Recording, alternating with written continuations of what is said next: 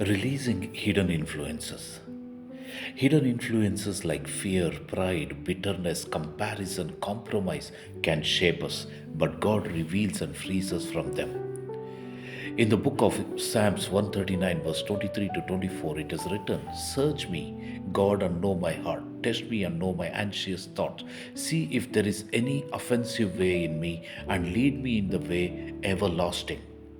God's light does not destroy, it delivers. Let's pray.